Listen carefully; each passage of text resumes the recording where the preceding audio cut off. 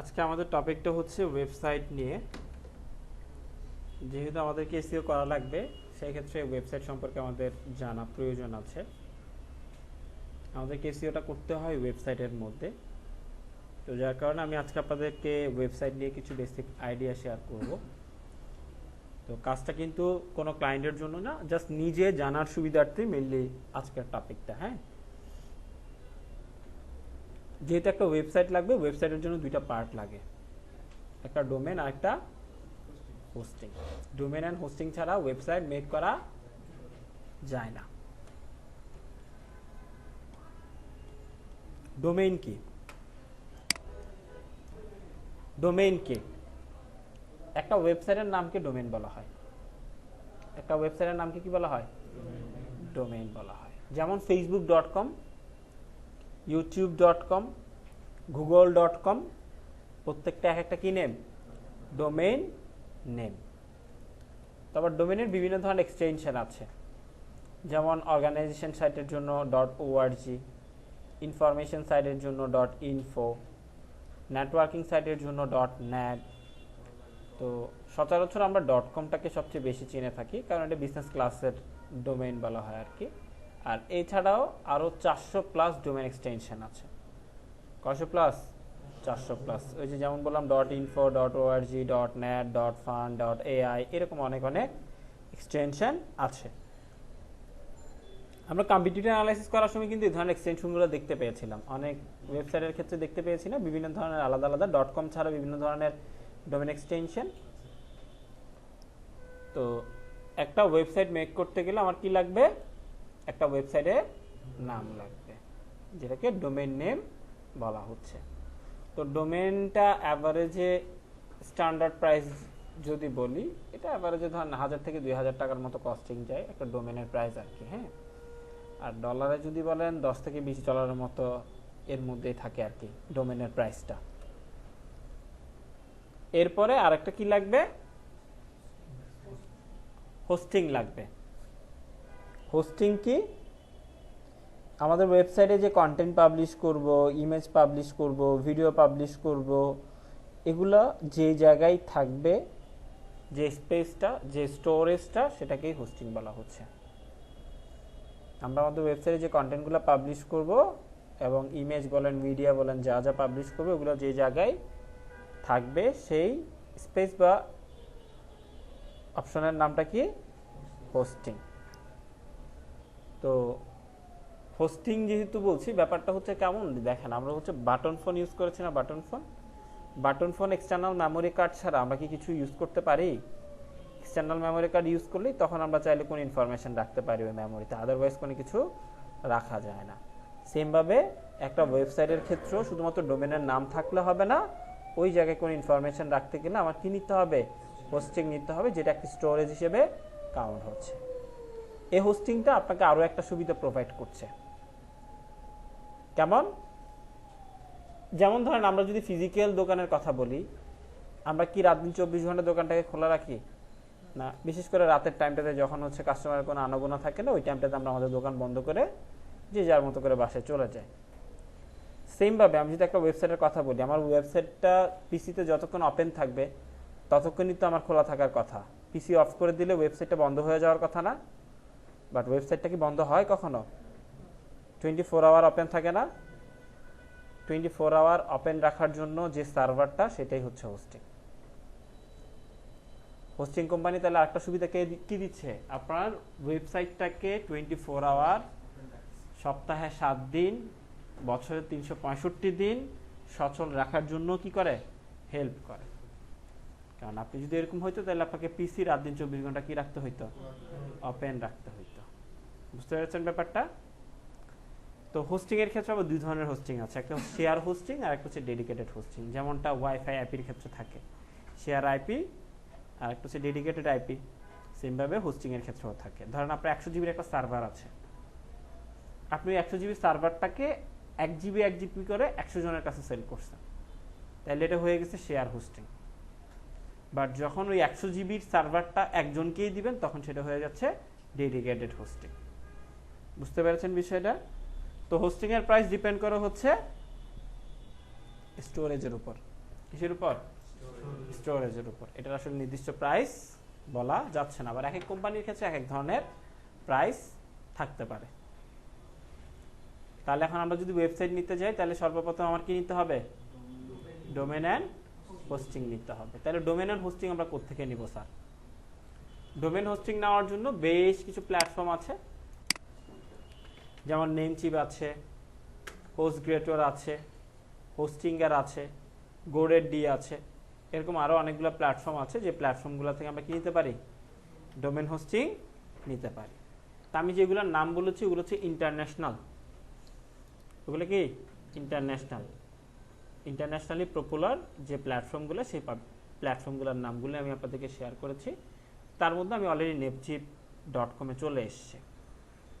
আমি যেহেতু একটা ডোমেইন নিব, আমাকে সর্বপ্রথম ওই ডোমেনটা নিতে গেলে আগে চেক করতে হবে ওই ডোমেনটা অ্যাভেলেবেল আছে কিনা।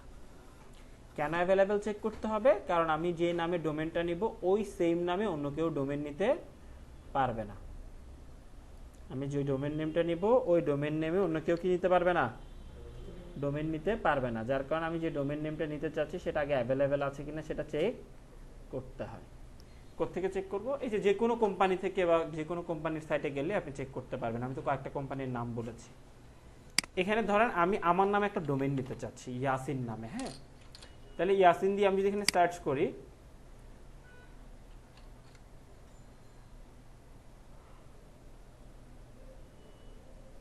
yasin.com কি বলা হচ্ছে?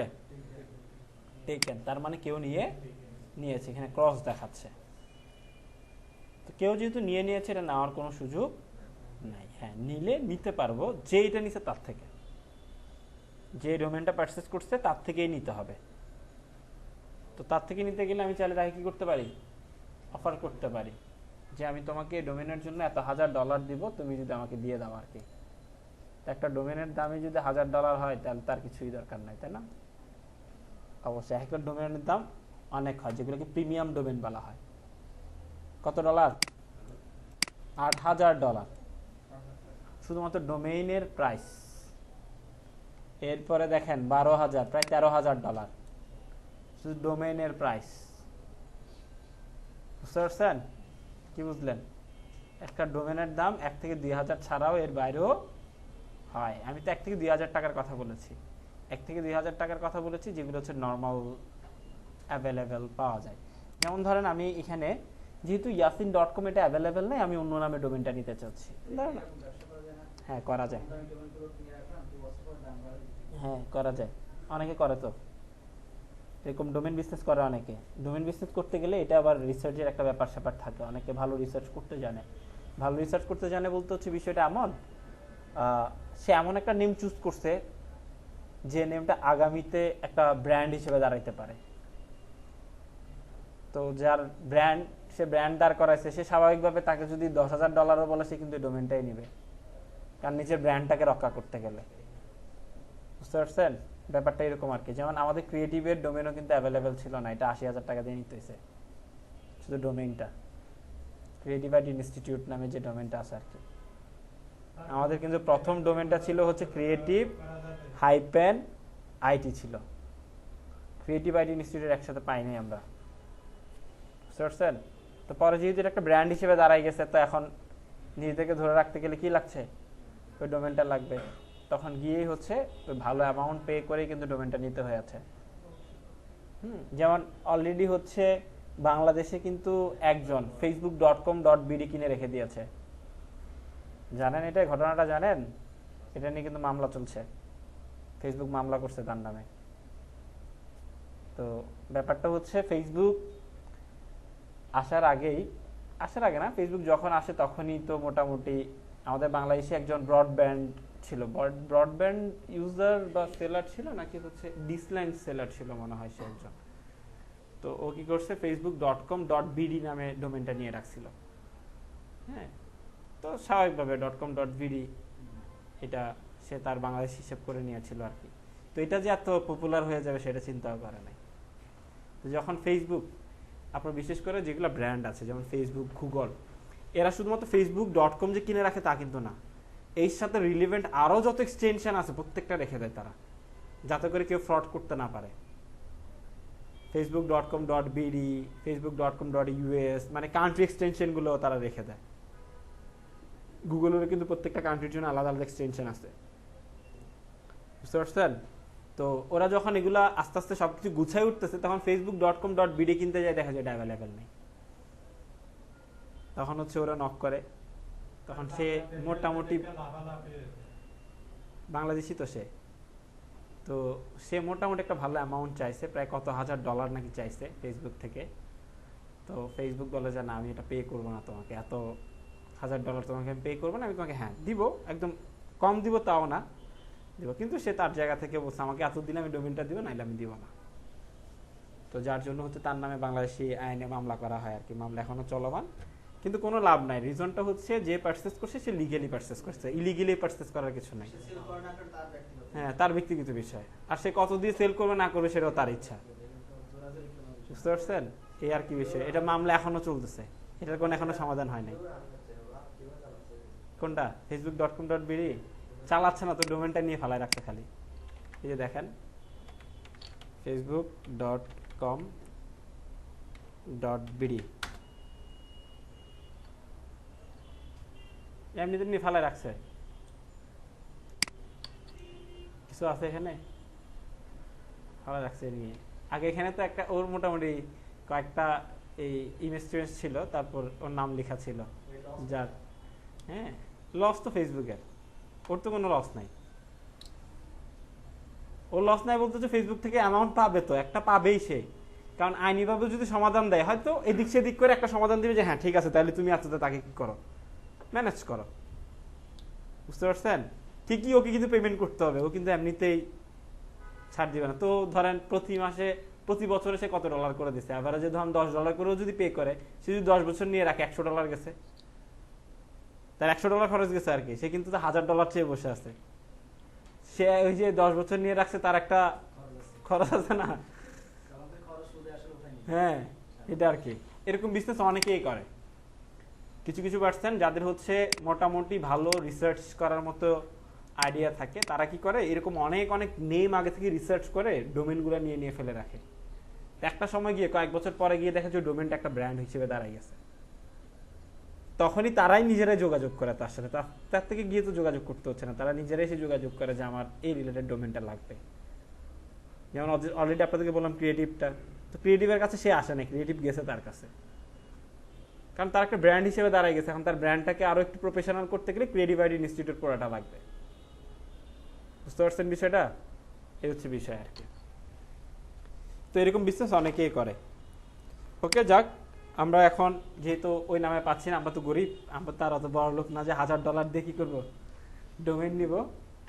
তো যদি ব্র্যান্ড হিসেবে দাঁড় হয় তখন হচ্ছে নিতে ক্ষতি নাই আর কি। হ্যাঁ, সেটা ডিপেন্ড করে হচ্ছে রেভিনিউর উপর আর কি, আমার বিজনেসের রেভিনিউ কতটুকুতে যাচ্ছে সেটার উপর বেস করে যদি আমি $1000 খরচ করি, কোনো তো সমস্যা নাই, বুঝতে পারছেন? তখন যেহেতু আমরা শুরু করছি মাত্র, তো সেই ক্ষেত্রে আমাকে এমন একটা ডোমেন নিতে হবে যে ডোমেনটা কি আছে, অ্যাভেলেবেল আছে। তো আমরা এখানে যখন দেখছি ইয়াসিন এসইও, এটা অ্যাভেলেবেল আছে, এটার প্রাইস কত, $9 সামথিং, বাট রিটেল প্রাইস হচ্ছে $15, রেগুলার প্রাইস কত, $15 মতো, বাট হয়তো এখন কোনো একটা ডিসকাউন্টের কারণে বা ফার্স্ট টাইম ইউজার্সের কারণে তারা হয়তো কিছুটা ডিসকাউন্ট দিচ্ছে, এরকম দেয় অনেক সময়। হ্যাঁ, তো এখন ডোমেনটা তো পছন্দ হয়েছে, এখন আমি যদি ডোমেনটা পারচেজ করতে চাই, তাহলে আমি কি করতে পারি, অ্যাড টু কার্টে ক্লিক করতে পারি। আর এছাড়া তো এখানে আরো অনেক আছে, .com, .net, .org, .ai। হ্যাঁ হ্যাঁ, পার ইয়ার, 1 বছরের জন্য। হ্যাঁ, প্রতি বছর রিনিউ ফি দিতে হবে। এই যে এটাই থাকবে, $9-10, $15 এরকম, না দিলে অফ হয়ে যাবে, ইউজ করতে পারবেন না। এটা হচ্ছে দোকান ভাড়ার মতো, আপনি দোকান ভাড়া নিচ্ছেন, প্রতি মাসে মাসে ভাড়া দিচ্ছেন না, আপনাকে ধাক্কা দিয়ে বাইর করে দিবে, এখানেও সেম। হ্যাঁ, কার্ড মিটার আরেক মারাত্মক জিনিস, রাতের 12টা বাজে হইলেও না কারেন্ট চলে যায়। হ্যাঁ হ্যাঁ, আপনি এটা রিনিউ না করলে আপনার এটা অফ করে দিবে, সাথে সাথে অফ, আপনার ডেট পর্যন্ত থাকবে, ওটা ফিক্সড ডেট, যতদিন ততদিনের মধ্যে যদি আপনি রিনিউ না করেন, পরের দিন থেকে দেখবেন সাইট আর ওপেন হচ্ছে না, রিনিউ করার পরে সাইট ওপেন হবে, বুঝতে পারছেন? আমার যেহেতু এই ডোমেনটা অ্যাভেলেবেল আছে আমি এটা পারচেস করব, আর এটা পারচেস করতে গেলে আমি প্রথমে অ্যাড টু কার্ডে ক্লিক করব। অ্যাড টু কার্ডে ক্লিক দিলাম। ক্লিক দেওয়ার পরে আমার শুধু ডোমেন নিলে তো হবে না, সাথে কি লাগবে? হোস্টিং লাগবে। তো এখানে দেখেন হোস্টিং এর অপশন আছে, একটা ওয়েব হোস্টিং আর একটা ওয়ার্ডপ্রেস হোস্টিং। ওয়েবসাইট দুভাবে মেক করা যায়, একটা কাস্টম আর একটা হচ্ছে সিএমএস প্ল্যাটফর্ম। একটা কাস্টম প্ল্যাটফর্ম আর একটা কি সিএমএস প্ল্যাটফর্ম। কাস্টম প্ল্যাটফর্ম বলতে হচ্ছে কোডিং করে করতে হবে আর কি আপনাকে কাস্টমলি। আর সিএমএস প্ল্যাটফর্মটাকে বলা হয়, সিএমএস এর পুনরূপ হচ্ছে কন্টেন্ট ম্যানেজমেন্ট সিস্টেম। সিএমএস এর পুনরূপ কি? Content management system. এটা হচ্ছে একটা সফটওয়্যার। কন্টেন্ট ম্যানেজমেন্ট সিস্টেম এটা একটা কি সফটওয়্যার। তো এরকম অনেক সফটওয়্যার আছে, যেমন ওয়ার্ডপ্রেস, এটা এক ধরনের সফটওয়্যার। উইভলি, উইক্স, শপিফাই, এরকম আরো অনেকগুলা সফটওয়্যার আছে, যে সফটওয়্যারগুলোর থ্রুতে উইথাউট কোডিংয়ে, কোনো প্রকার কোড করার প্রয়োজন হয় না, উইথাউট কোডিংয়ে সাইট ডিজাইন করা যায়।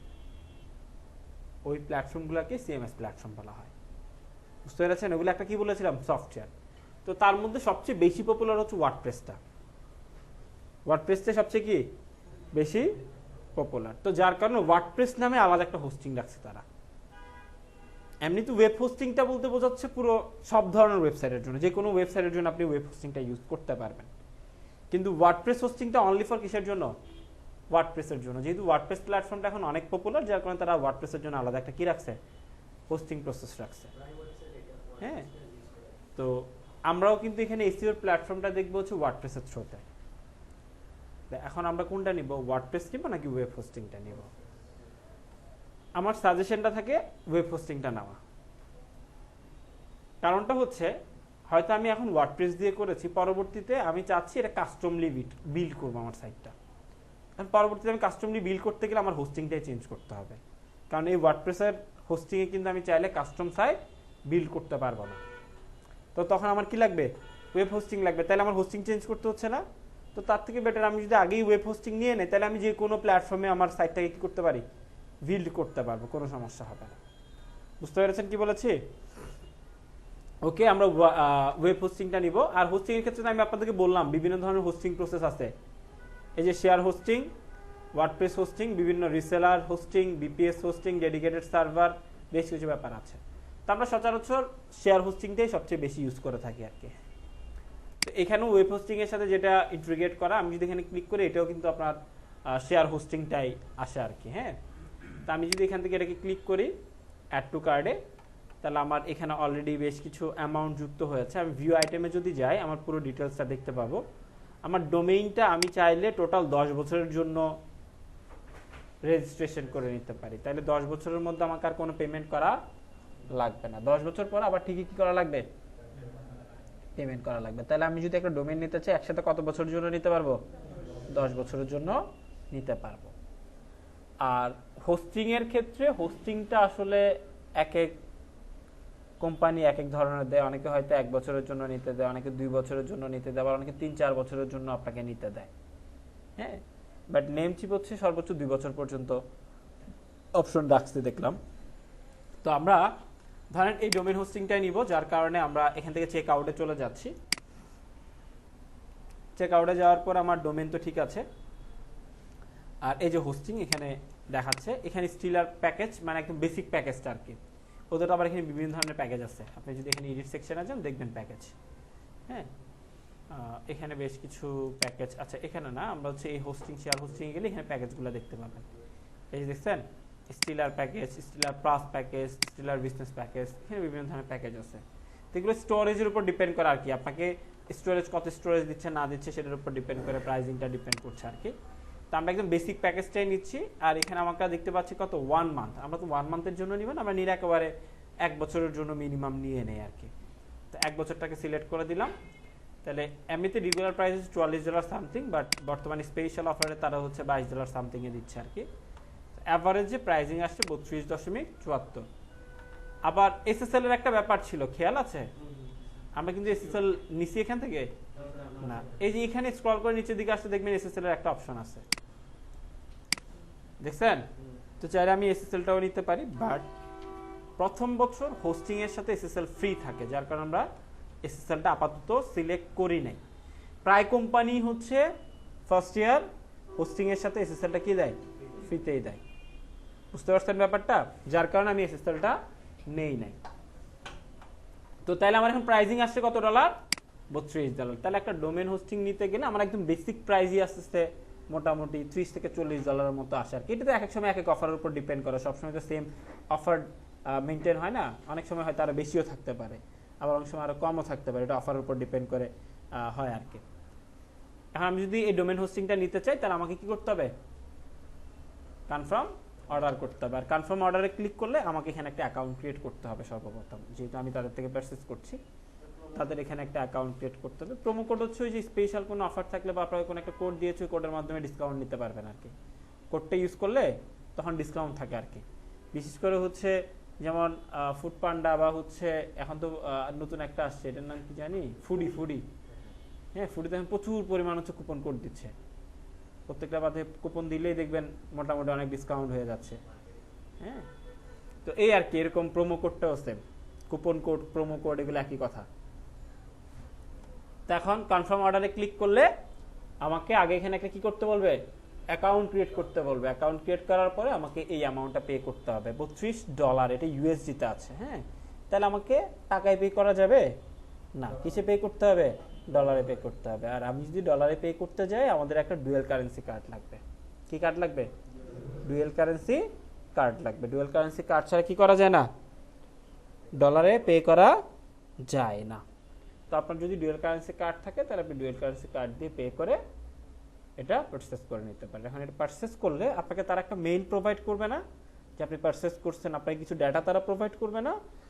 ডাটাটা হচ্ছে এরকম একটা মেইল আপনার কাছে আসবে, যেখানে আপনার নাম লেখা থাকবে, দেন আপনি কোন হোস্টিং প্যাকেজটা নিয়েছেন সেটার নাম থাকবে, কোন ডোমেনটা আপনি পারচেস করছেন সে নামটা থাকবে, তারপর হচ্ছে আপনি ফার্স্ট পেমেন্ট কত করছেন, আপনার পরের বছর বিলিং সাইকেল কয় বছরের জন্য নিয়েছেন, নেক্সট ডিউ ডেট, আপনার কখন ডিউ ডেট আসছে, নেক্সট ডিউ ডেটটা। এরপরে তারা এখানে আরেকটা লগ ইন ডিটেলস দিয়েছে, ইউজার নেম, পাসওয়ার্ড এবং একটা কন্ট্রোল প্যানেল ইউআরএল দিয়েছে। কন্ট্রোল প্যানেল এটাকে আমরা সংক্ষেপে সি প্যানেল বলি। কন্ট্রোল প্যানেল এটাকে আমরা সংক্ষেপে কি বলি, সি প্যানেল বলে থাকি। এটা হচ্ছে হোস্টিং এর সাথে প্রোভাইড করা হয়। সি প্যানেলটা কিসের সাথে প্রোভাইড করা হয়, হোস্টিং এর সাথে। কারণ হোস্টিংটা আমার একটা সার্ভার না, ওই সার্ভারটাকে ম্যানেজ করার জন্য তো একটা প্ল্যাটফর্ম রাখবে, আর ওই প্ল্যাটফর্মটাই হচ্ছে সি প্যানেল বা কন্ট্রোল প্যানেল। তো আমাদেরকে হোস্টিং এর সাথে একটা কন্ট্রোল প্যানেল দিবে, আর কন্ট্রোল প্যানেলটা এই যে এখানে অলরেডি লিংকে দেওয়া আছে। আমি অলরেডি আমার মানে একটা ডোমেন হোস্টিং পারচেজ করা আছে, এরকম একটা সি প্যানেল অলরেডি ওপেন করে রেখেছি। হ্যাঁ, এটাই হচ্ছে সেই সি প্যানেলটা, এবং আমাদের ওয়েবসাইটের লিঙ্ক হচ্ছে এটা beautybasket.com। বাট আমি যদি ওয়েবসাইটে যাই, আমার ওয়েবসাইটটা কি ওপেন হয়েছে, এটা কোনো ওয়েবসাইটের মতো মনে হচ্ছে না। তো এটা ওয়েবসাইটের সাথে মনে হচ্ছে না, রিজন হচ্ছে আমরা এখনো পর্যন্ত আমাদের সাইটটাকে লাইভ করি নাই।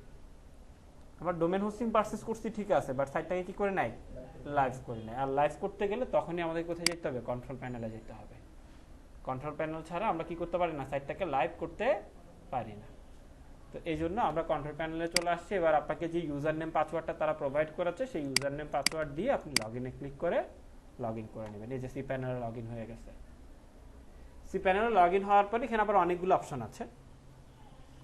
প্রথমে ক্লিয়ার করি, আমি প্রথমে আপনাদেরকে বলেছিলাম আমি আজকে যে কাজগুলো দেখাচ্ছি এগুলো জাস্ট নিজে বোঝার জন্য, ক্লায়েন্টকে সার্ভিস দেওয়ার মতো কোনো কাজ না। আর আজকে যে কাজগুলো দেখাচ্ছি এই কাজগুলো হচ্ছে সবগুলো হচ্ছে ওয়েব ডিজাইনার বা ডেভেলপারের কাজ, এটার সাথে আমাদের কোনো সম্পর্ক নাই। সচরাচর ক্লায়েন্ট আমাদেরকে কখনো সি প্যানেলের অ্যাক্সেস প্রোভাইড করে না। ক্লায়েন্ট আমাদেরকে ডিরেক্ট ওয়েবসাইটের অ্যাক্সেস দেয়, যেহেতু আমাকে এসইও করতেই হবে ওয়েবসাইটে, সি প্যানেলের সাথে আমার কোনো সম্পর্ক নাই।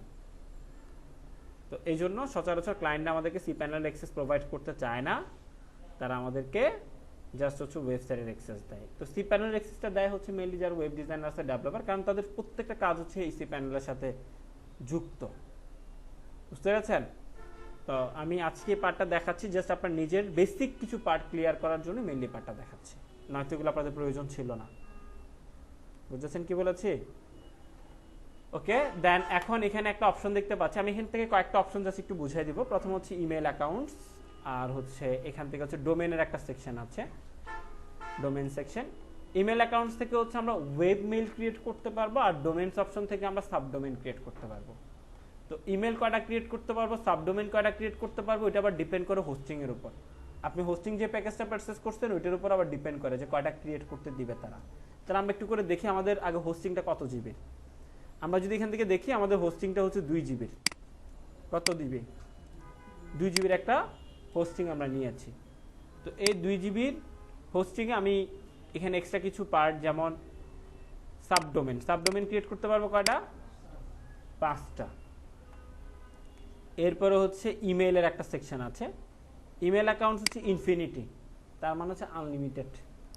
ইমেল অ্যাকাউন্ট কি আনলিমিটেড। তো এটা আবার সব প্যাকেজের ক্ষেত্রে সেম থাকে না, এক এক প্যাকেজের ক্ষেত্রে এক এক ধরনের থাকে আর কি। হ্যাঁ, তো আমাদের ক্ষেত্রে আমরা এখান থেকে সাবডোমেন ক্রিয়েট করতে পারবো এবং মেল ক্রিয়েট করতে পারবো। তো আমি মেল নাম বলতে কি বুঝিয়েছি? Web mail. ওয়েব মেল বলতে কি বোঝাচ্ছে? আমার মেলটা জেনারেট হবে বিউটি বাস্কেট নেমের উপর বেস করে। যেমন ফেসবুকের সাপোর্ট মেলটা দেখবেন এরকম, support@facebook.com, support@facebook.com। তো এইটা হচ্ছে ওয়েব মেল, ফেসবুকের ওয়েব মেল। বুঝতে পেরেছেন বিষয়টা? তো আমরা চাইলে এই ইমেল অ্যাকাউন্ট সেকশনে গিয়ে ক্রিয়েটে ক্লিক করে আমরা আমাদের কোম্পানির নামে একটা ইমেল ক্রিয়েট করতে পারি। অনেকে info@beautybasket.com, অনেকে admin@beautybasket.com, অনেকে আবার বিভিন্ন জন এমপ্লয়ির নামেও কিন্তু ক্রিয়েট করে দেয় না বিভিন্ন জনের এমপ্লয়ি নামে। হ্যাঁ, এমপ্লয়ির নামেও কিন্তু অনেকে ক্রিয়েট করে দেয়। তো এটা করে মেইনলি হচ্ছে বিশেষ করে মাল্টিন্যাশনাল যে কোম্পানিগুলো থাকে তারা তাদের ডাটাগুলোকে সিকিউর রাখার জন্য নিজেদের ওয়েব মেইলেই হচ্ছে নিজেরা তথ্য আদান প্রদান করে। কারণ জিমেল তো থার্ড পার্টি একটা প্ল্যাটফর্ম, তো তাদের ডাটাগুলো লিক হওয়ার সম্ভাবনা আছে। তো যার কারণে নিজেদের সার্ভারে নিজেরাই বিষয়টাকে ম্যানেজ করার জন্য অনেক সময় কি করে, ওয়েব মেল ক্রিয়েট করে। তো আপনি এখানে জাস্ট কি নামে ওয়েব মেলটা ক্রিয়েট করবেন সেই নামটা দিবেন এবং নিজের মতো একটা পাসওয়ার্ড সেট করে ক্রিয়েটে ক্লিক করলেই আপনার মেলটা ক্রিয়েট হয়ে যাবে। আর মেল ক্রিয়েট হয়ে গেলে কেউ যদি মেল করে সেগুলো কোথায় পাবেন? এই যে এই অপশনটাতে পাবেন। মানে আমি একটু ব্যাক করেছি, বিশেষ করে আবার আমি যদি এখানে ইমেল অ্যাকাউন্টসে যাই তাহলে আমার কি মেল ক্রিয়েট করা আছে ওই মেলগুলো এখানে শো করবে। আর এই মেলগুলো থেকে যদি আমি চেক ইমেইলে ক্লিক করি, এখানে ওয়েব মেল লগ ইন নামে একটা সেকশন আসবে। এই জায়গায় ক্লিক করলে আমাকে পুরো ড্যাশবোর্ডে নিয়ে যাবে, আমাদের মেলের ড্যাশবোর্ডে। দেখছেন, মেলের ড্যাশবোর্ডে নিয়ে আসছে আমাদেরকে। এবার আমরা চাইলে এখান থেকে যে কোনো ধরনের মেল করতে পারি এবং কেউ যদি আমাকে মেল করে থাকে সেই মেলগুলো সম্পর্কে আমি জানতে পারি, যেভাবে আমরা জিমেলেরটা জানতে পারি আর কি। বুঝতে পেরেছেন বিষয়টা? কোনো কনফিউশন আছে? এরপরে সেকশনটা হচ্ছে আপনার সাবডোমেইন। সাবডোমেইন বলতে কি বুঝিয়েছিলাম? .com এর পূর্বে ডট দিয়ে যদি অন্য কোনো ওয়ার্ড থাকে, তো অনেক সময় প্রয়োজন ভেদে আমরা সাবডোমেইনটা ক্রিয়েট করে রাখি। বিশেষ করে দেখা যায় হচ্ছে যেমন আমাদের ক্রিয়েটিভের পার্টটা, হ্যাঁ, যদি একটু খেয়াল করেন আপনারা দেখবেন ক্রিয়েটিভ আইডি ইনস্টিটিউট, এটা হচ্ছে আমাদের মেইন ডোমেন। আবার আমাদের আরেকটা ডোমেন আছে হচ্ছে ctg.creativeidinstitute।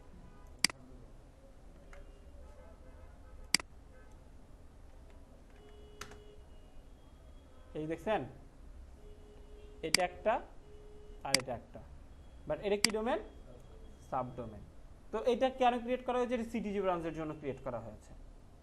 তো সেম ভাবে আপনার যদি বিজনেসের প্রয়োজন হয় আপনিও চাইলে কি করতে পারেন?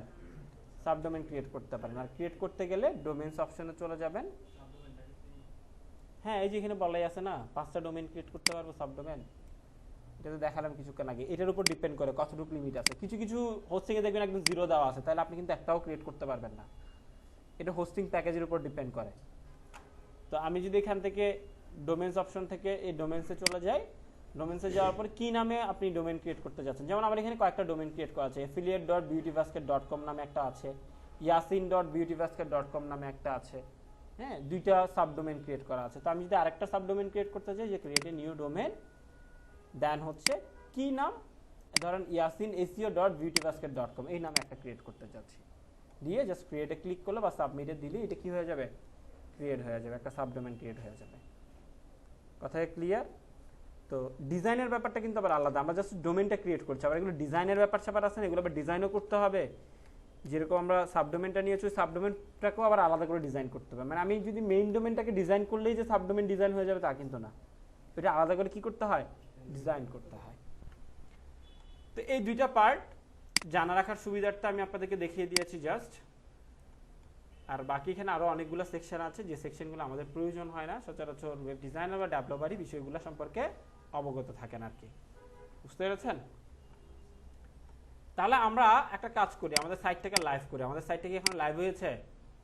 আমরা আমাদের সাইটটাকে লাইভ করবো হচ্ছে ওয়ার্ডপ্রেসে। কোথায় লাইভ করব? ওয়ার্ডপ্রেসে।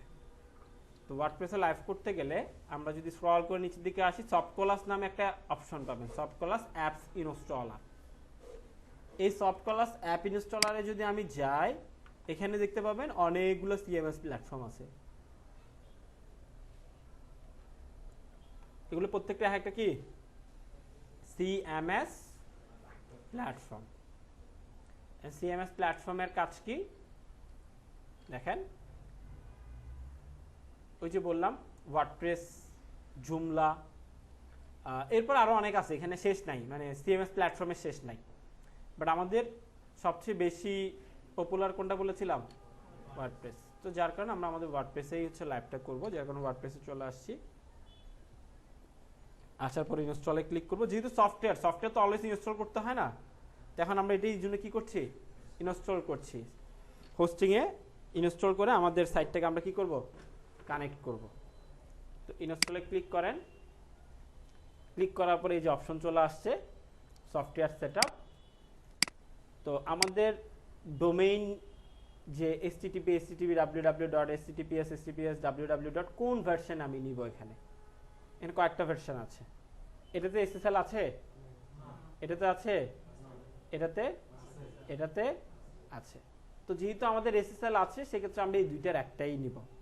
তো আমি সাজেস্ট করি ইউআরএল যত শর্ট হয় তত ভালো। তো যার কারণে www ইউজ না করে আমি ডিরেক্ট https নিতে পারি।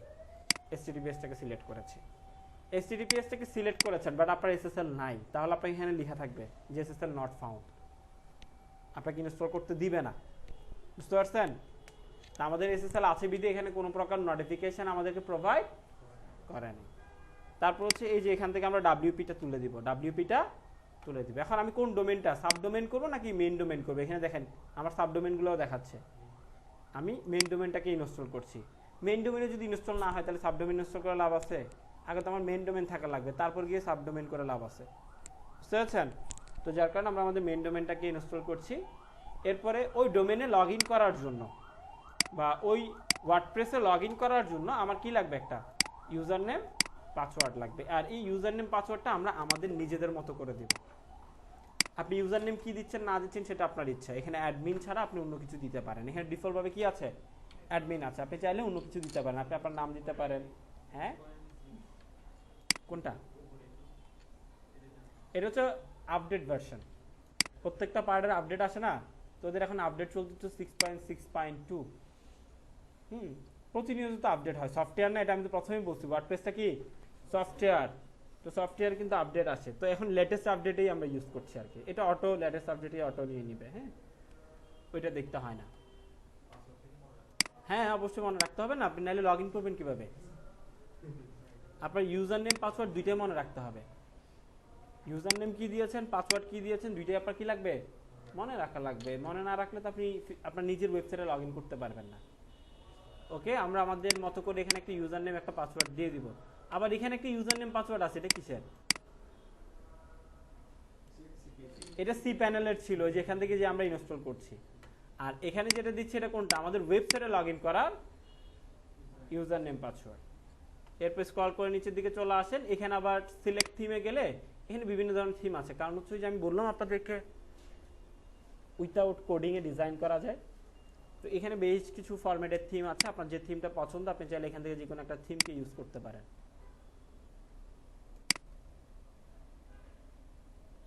দেখছেন বিভিন্ন ধরনের থিম আছে না? তো আমি আপাতত কোনো থিম ইউজ করছি না, ডিফল্ট ভাবে অলরেডি একটা থিম নিয়ে নিয়েছে। এই দেখছেন ডিফল্ট ওয়ার্ডপ্রেস থিম, আপাতত ডিফল্ট ভাবে কোনটা থাকছে, এই থিমটা থাকবে। তো পরবর্তীতে আমি চাইলে চেঞ্জ করতে পারবো। এই থিমটাকে ডিফল্ট যেটা আছে সেটা রেখে আমি ইনস্টলে ক্লিক করে দিলাম। তো এটা একটি ইনস্টল হোক।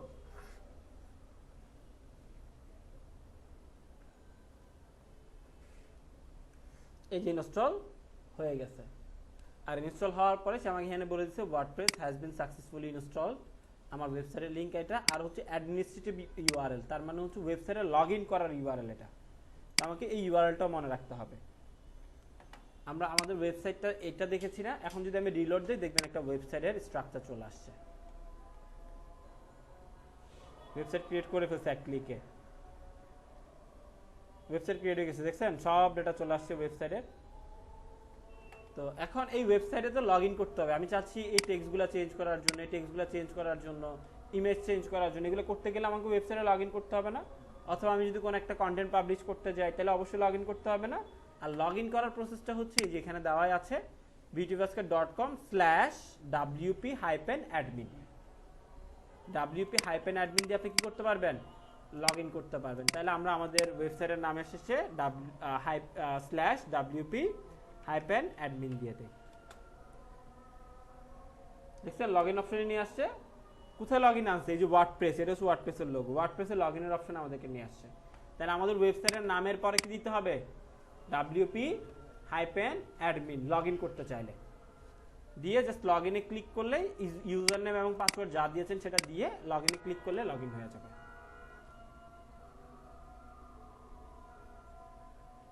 এই যে log in, welcome to WordPress, আমাদেরকে ওয়ার্ডপ্রেসে লগ ইন করে দিয়েছে। আর এখানে ড্যাশবোর্ড, এখান থেকেই হচ্ছে আমরা যে কোনো কিছু করতে পারবো, পোস্ট করা, চেঞ্জ করা, যে কোনো কিছু সব কিছু এই জায়গা থেকে করতে পারবো। আর আমরা যদি আমাদের সাইটের ভিউ দেখতে চাই, এই যে এখানে মাই ব্লগ আছে না, মাই ব্লগ থেকে যে ভিজিট ওয়েবসাইট, এখানে যদি আমি ওই যে কন্ট্রোল চেপে ধরে যদি ক্লিক করি তাহলে আলাদা ট্যাবে ওপেন হবে না? এই যে আলাদা ট্যাবে ওপেন হয়েছে। তো আমার ড্যাশবোর্ডটাও আছে এবং আলাদা ট্যাবে এটা ওপেন করেছে। আমি যদি কোনো কিছু চেঞ্জ করতে চাই তাহলে চেঞ্জ করতে পারবো। তো চেঞ্জ করার দায়িত্ব কার, আমার নাকি ডিজাইনারের? ডিজাইনারের। বাট আমি তারপরে বেসিক কিছু পার্ট আপনাদেরকে দেখাই দিচ্ছি, জাস্ট নিজে একটু ক্লিয়ার থাকার জন্য আর কি কিছু কিছু জায়গায়। এখন এখান থেকে আমি জাস্ট আপনার ড্যাশবোর্ডটা একটু পরিচয় করাই দেয়। হ্যাঁ, প্রথম হচ্ছে হোম। হোম হচ্ছে ওভারঅল পার্ট আর কি, একটা ওয়েবসাইটের ওভারঅল পার্টগুলো এখানে শো করছে।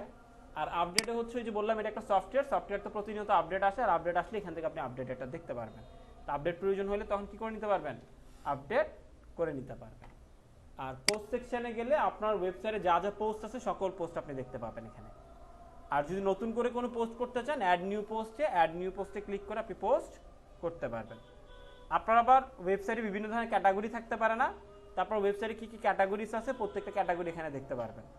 আর অথবা যদি নতুন কোনো ক্যাটাগরি ক্রিয়েট করতে চান, এই যে অ্যাড নিউ ক্যাটাগরিতে ক্লিক করে আপনি নতুন কোনো ক্যাটাগরি ক্রিয়েট করতে পারবেন, কারণ আমার সাইটের বিভিন্ন ধরনের ক্যাটাগরি থাকতে পারে। এরপর ট্যাগ সেকশন হচ্ছে বিভিন্ন ধরনের কিওয়ার্ড ইউজ করা যায় আর কি, এটাই। মিডিয়া সেকশনে হচ্ছে আমরা আমাদের ওয়েবসাইটে যা যে ইমেজ ভিডিও আপলোড করবো সব কিছু মিডিয়া অপশনে থাকবে। সব কিছু কোথায় থাকবে? মিডিয়া অপশনে থাকবে। আর যদি নতুন কোনো মিডিয়া অ্যাড করতে চান তাহলে অ্যাড নিউ মিডিয়া পাইলে ক্লিক করে আপনি নতুন কোনো মিডিয়া অ্যাড করতে পারবেন।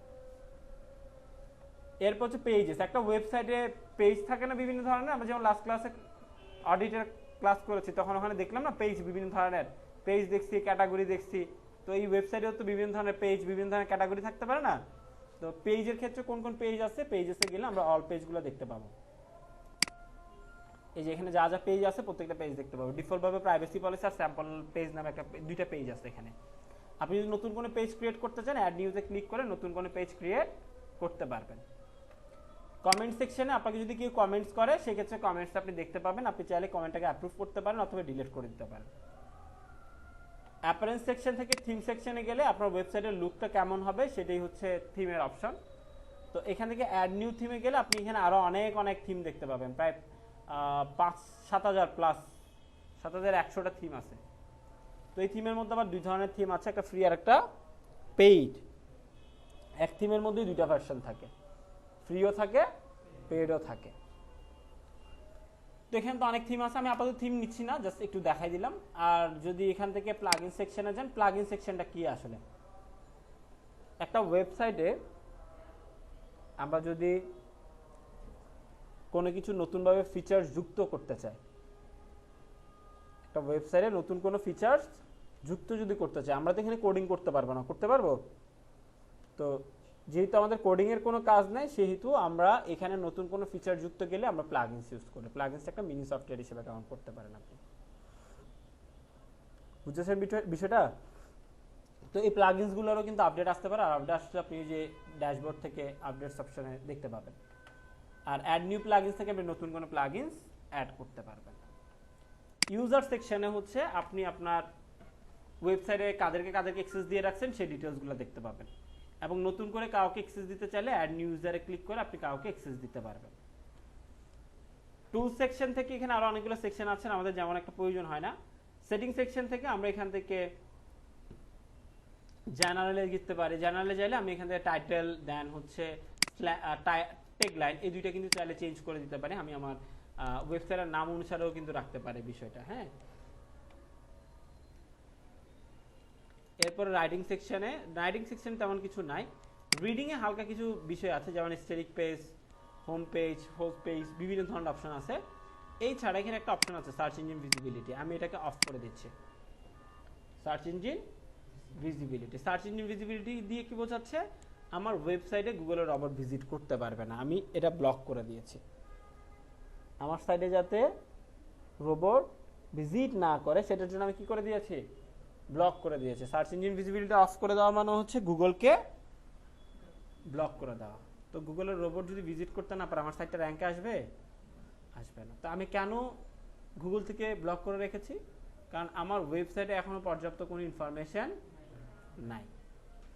আমার সাইটে যখন কিছু কন্টেন্ট পাবলিশ হবে, কিছু ইনফরমেশন থাকবে, তখন গিয়ে আমরা কি করি, সার্চ ইঞ্জিন ভিজিবিলিটিটা অন করে দিব। বুঝতে পেরেছেন ব্যাপারটা?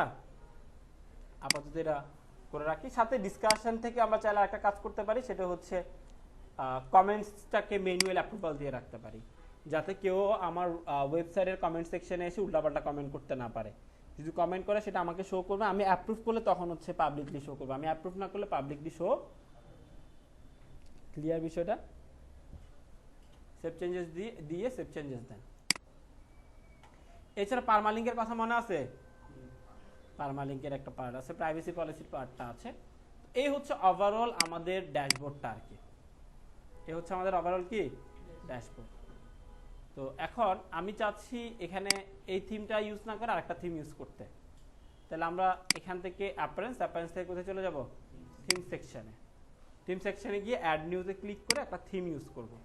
তো কি নামে থিম ইউজ করবো? এখানে তো অনেক থিম আছে, 7000+ থিম আছে, আমি কোনটা ইউজ করব? আপনার পছন্দ মতো যে কোনো থিম ইউজ করতে পারেন। তো ব্লগিং বা হচ্ছে এফিলিয়েটের জন্য যদি বলেন, সেক্ষেত্রে আমার কয়েকটা রিকোয়ারমেন্ট অনুযায়ী বলে থাকি, যেমন এক্সট্রা, জেনারেট প্রেস, হ্যাঁ, এই প্ল্যাটফর্মগুলোর থ্রুতে আপনারা কি করতে পারেন, আপনাদের সাইটটাকে ডিজাইন করতে পারেন। কারণ এক এক থিমের ডিজাইন এক এক ধরনের, সব থিমের ডিজাইন কিন্তু এক ধরনের না। তো এক্সট্রা ইউজ করতে পারেন, রিহাব ইউজ করতে পারেন, জেনারেট প্রেস ইউজ করতে পারেন ব্লগিং বা কিসের জন্য, এই সার্ভিসের জন্য, ব্লগিং বা এফিলিয়েটের জন্য। আর যে ব্যাপারটা আছে ই কমার্সের জন্য, ই কমার্স রিলেটেড কোন একটা থিম আমরা ইউজ করব। তো আমরা চাইলে এখান থেকে আবার ফিল্টার করতে পারি বিষয়টাকে। এই যেমন কিসের জন্য, ফার্মেসির জন্য, হ্যাঁ, সব ধরনের থিম আছে। এই যে ফিচার ফিল্টারে গেলে আমরা এখান থেকে কিন্তু ফিল্টার করতে পারি কাদের জন্য আপনি থিম নিতে চাচ্ছেন। Portfolio, photography, news, holiday, food, entertainment, education, e commerce. আমি চাচ্ছি ই কমার্স থিম নেওয়ার জন্য, তাহলে ই কমার্সে সিলেক্ট করে আমি যদি এখান থেকে অ্যাপ্লাই ফিল্টার দিই, তাহলে ই কমার্স রিলেটেড যে থিমগুলো আছে ওগুলো আমাকে শো করবে এখানে। এই যে দেখেন, ই কমার্স রিলেটেড থিমগুলো আমার কাছে চলে আসছে, দেখছেন? হ্যাঁ, তো আমরা এখান থেকে ই কমার্স থিমটা নিতে পারি। বাট আমি আপাতত সব থিমই দেখি, 7000 সামথিং আছে। আমরা এখান থেকে আপাতত এক্সট্রা থিমটাকে ইনস্টল করছি। কোনটা? এক্সট্রাটাকে ইনস্টল করলাম, এক্সট্রাকে ইনস্টল করে এটাকে অ্যাক্টিভেট করব। আমরা ইনস্টল দিয়েছি, ইনস্টল হয়েছে অলরেডি।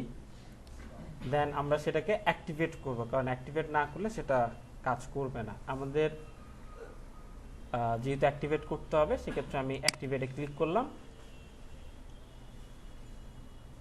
অ্যাক্টিভেটে ক্লিক করার পরে এখন বর্তমানে এই থিমটা অ্যাক্টিভেট আছে। এছাড়া কিন্তু এখানে আরও কয়েকটা থিম আগে থেকে ইনস্টল করা ছিল, আমাদের এতক্ষণ এটা অ্যাক্টিভেট ছিল।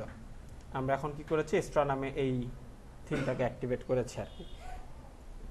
তো আমি কিছু পপুলার থিমের নাম যদি বলি, যেমন এক্সট্রা, তারপর হচ্ছে জেনারেট প্রেস, রিহাব, এগুলো হচ্ছে সচরাচর আমরা ব্লগিং সাইট, এফিলিয়েট সাইটের জন্য ইউজ করে থাকি এই টাইপের থিমগুলো। এছাড়া আবার ই কমার্সের জন্য উটমার্ট নামে একটা পপুলার থিম আছে, উটমার্ট নামে থিমটাকে ইউজ করা হয়ে থাকে। তো এরকম বিভিন্ন পার্টের জন্য হচ্ছে বিভিন্ন টাইপের থিম ইউজ করা হয়ে থাকে আর কি। হ্যাঁ, তো এখানে যে কোনো একটা থিম থাকাই লাগবে, কোনো থিম ছাড়া আসলে সাইট ডিজাইন করা যায় না। ওয়ার্ডপ্রেসের ক্ষেত্রে কোনো না কোনো থিম এখানে থাকাই লাগবে। তো আমরা যদি এখন আমাদের ওয়েবসাইটের আগের লুকটা ছিল এটা, তাই না, এখন আমরা নতুন একটা থিম নিয়েছি না, এখন আমি যদি রিলোড দিই দেখবেন পুরো লুক চেঞ্জ হয়ে গেছে। সেম লুক আছে, পুরোপুরি চেঞ্জ হয়ে গেছে না? তো এখানে থিমের ক্ষেত্রে আমি বলেছিলাম দুই ধরনের ভার্সন আছে, একটা ফ্রি থিম আর একটা পেইড থিম। তো আমি যে স্ট্রাটা নিয়েছি এটার আবার ফ্রি পেইড দুইটা ভার্সনই আছে। এটার ফ্রি ভার্সনও আছে, আবার এটা কি আছে, পেইড ভার্সনও আছে।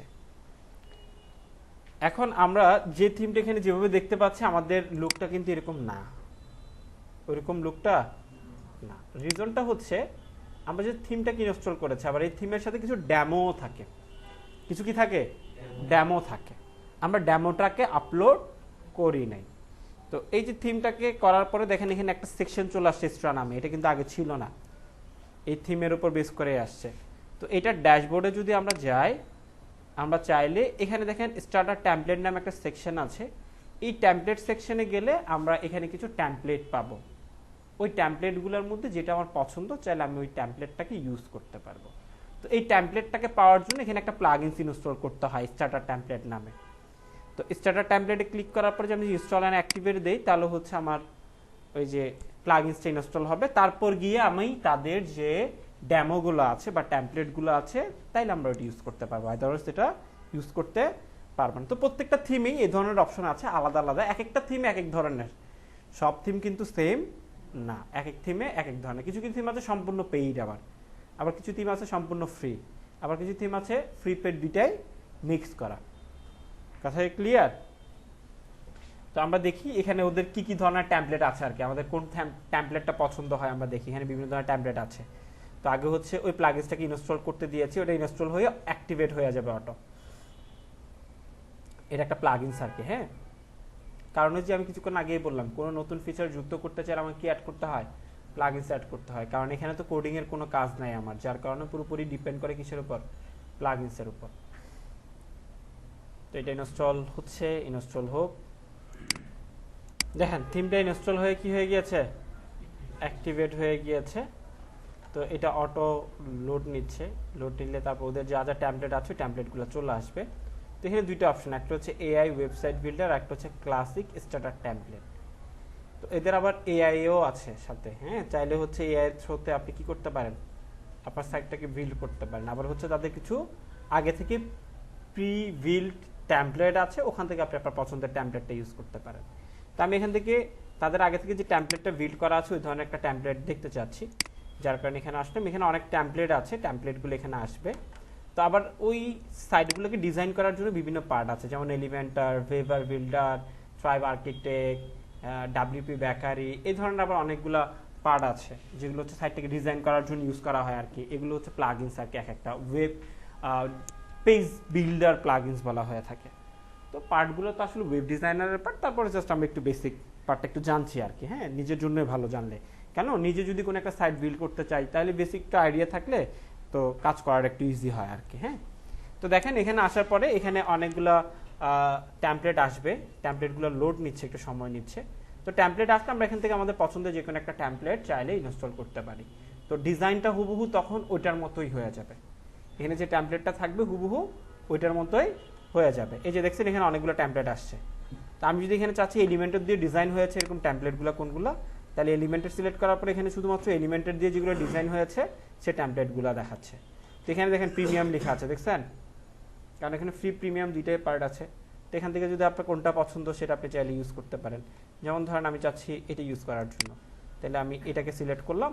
এটাকে সিলেক্ট করার পরে ওখানে আপনার সাইডের তো একটা লোগো থাকবে, তো আপনার সাইডের লোগোটা আপনি এখান থেকে আপলোড করে দিতে পারেন। টেক্সটের স্টাইলগুলো আপনি চেঞ্জ করতে পারেন এখান থেকে। এরপর হচ্ছে কালারটাকে আপনি চেঞ্জ করতে পারেন, এখানে বিভিন্ন কালার আপনার মতো করে আপনি কালার ভার্সন ভেরিয়েশন ইউজ করতে পারেন। হ্যাঁ, তো এরপরে এখানে কন্টিনিউতে যদি ক্লিক করেন তখন আবার কন্টিনিউতে বা স্কিপ দিস স্টেপ এটাও দিতে পারেন। তো কন্টিনিউতে ক্লিক করলেই হবে, তারপর সাবমিট অ্যান্ড বিল্ড মাই ওয়েবসাইটে দিলে আপনাকে একটা সাইট বিল্ড করে দেবে, মানে ওই টেমপ্লেটটা যেমন হুবহু সেম টেমপ্লেটটা আপনার এখানে চলে আসবে, বুঝতে পারছেন? আবার পরবর্তীগুলো চাইলেও এডিট করা যায়, আপনার পছন্দ মতো যেভাবে করে এডিট করা প্রয়োজন চাইলেও করে এডিট করা যায়। তো আমি আজকে যে পার্টটা দেখাচ্ছি আমি প্রথম থেকেই বলছি কিন্তু এই পুরো পার্টটাই হচ্ছে নিজের জন্য, এটা কোনো ক্লায়েন্টকে সার্ভিস দেওয়ার জন্য না। আমি যে সাইট ডিজাইনের পার্টটা দেখাই দিছি তার মানে একটা সাইট ডিজাইন কিন্তু এখন হয়ে যাবে পুরোপুরি সেম সাইট, মানে তাদের সাইটটা যেমন তেমনটাই হয়ে যাবে। এখন এটা দেখাই দিয়েছি বিদায় যে আপনি ওয়েবসাইট ডিজাইনের সার্ভিস দিতে পারবেন বিষয়টাও কিন্তু এমন না। এখানে তো আরও অনেক কিছু বিষয় থাকে, শুধুমাত্র একটা ডেমো আপলোড করে দিলাম এতে আমার সাইট ডিজাইন হয়ে গেল বিষয়টাও কিন্তু এমন না। হ্যাঁ, রিজনটা বলে দেওয়ার রিজন আছে যে আমি দেখাই দিলাম, অনেকে মনে করবেন যে না আমি এই রিলেটেড চাইলেও কাজ করতে পারি, তখন হুট করে একটা ডিজাইনের কাজ নিয়ে নিলেন, তখন আসতেন যে স্যার একটু সাপোর্ট দেন না, এটা কীভাবে ডিজাইন করবো। তো ওয়েবসাইট ডিজাইনের সাপোর্ট তার আপনি ডিজিটাল মার্কেটিংয়ে পাবেন না, তাই না? ওয়েবসাইট ডিজাইনের পার্টটা আলাদা একটা পার্ট, ডিজিটাল মার্কেটিং পার্টটা আলাদা একটা পার্ট, দুইটা সম্পূর্ণ আলাদা। এখন আপনি যদি মনে করেন যে না আপনি পারবেন নিজে নিজে, তাহলে আপনি নিজে নিজে নিয়ে করতে পারেন, এটার জন্য আপনাকে মানে ক্রিয়েটিভ থেকে ও করে কোনো সাপোর্ট প্রোভাইড করবে না। বুঝতে পারছেন কি বলেছি? এই আর কি ব্যাপার। তো দেখেন এটা ইনস্টল হচ্ছে 11% হয়েছে। তো এটা যখন ফুললি হবে তখন আমরা দেখতে পাবো আর কি ভিউটা, আমাদের সাইডের ভিউতে এখন এটা আছে। তো এটা যখন ফিল আপ হয়ে যাবে তখন আমরা আমাদের সাইডের ভিউটা দেখতে পারবো। তো এটা হয়ে যাক, ফিল আপ হোক।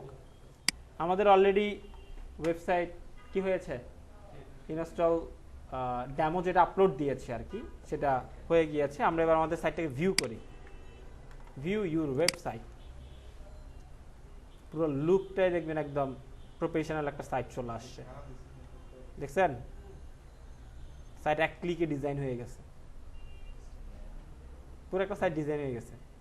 আর এগুলো চাইলে আবার সব কিছু এডিট করা যায়, যে এডিট উইথ এলিমেন্টারে ক্লিক করে সব কিছু চেঞ্জ করা যায়। হ্যাঁ, এগুলো আবার তো ঠিক করতে হবে, এগুলো জাস্ট ডেমোটা আপলোড হয়েছে, বাট নিজের ইনফরমেশনগুলো অ্যাড করতে হবে না। আমার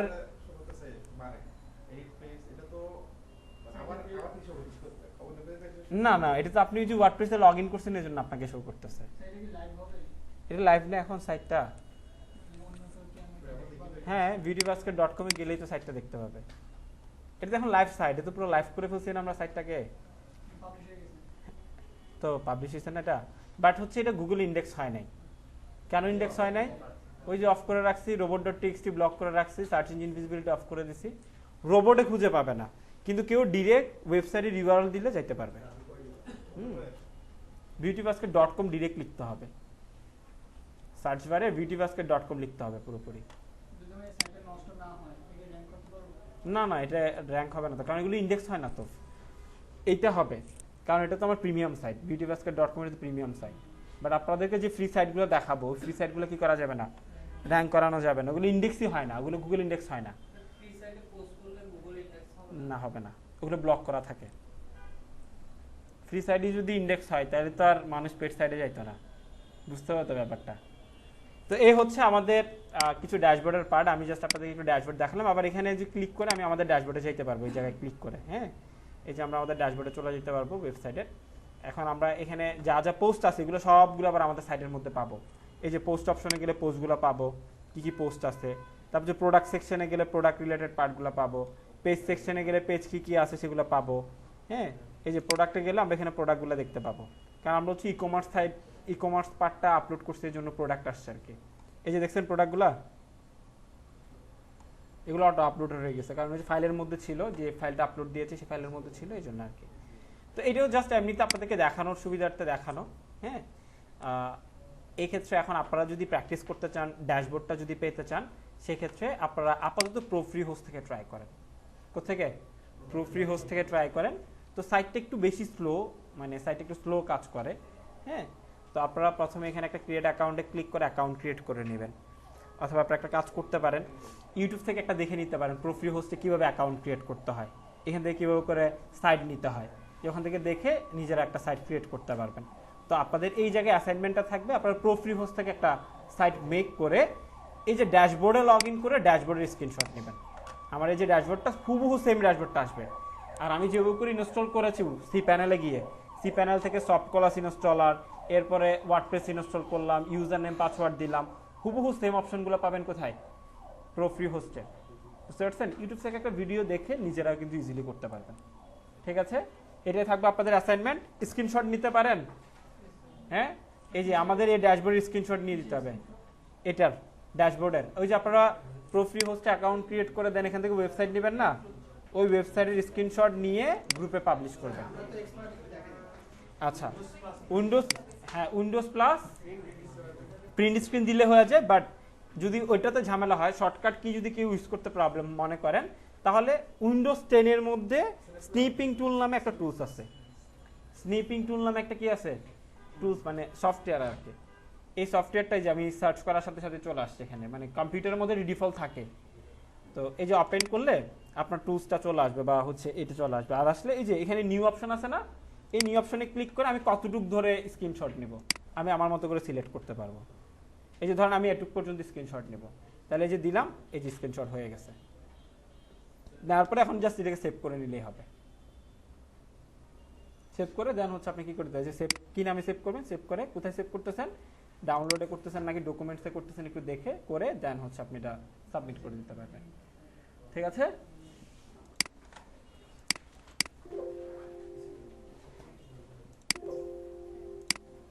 তো আপনাদের অ্যাসাইনমেন্ট থাকবে হচ্ছে এটা, প্রো ফ্রি হোস্ট থেকে আপনারা একটা কি করবেন, ওয়েবসাইট ক্রিয়েট করবেন ফ্রিতে। তো এটার জন্য ইউটিউবে একটা ভিডিও দেখলেই ইজিলি করতে পারবেন, ছোট একটা ভিডিও দেখলেই করে নিতে পারবেন।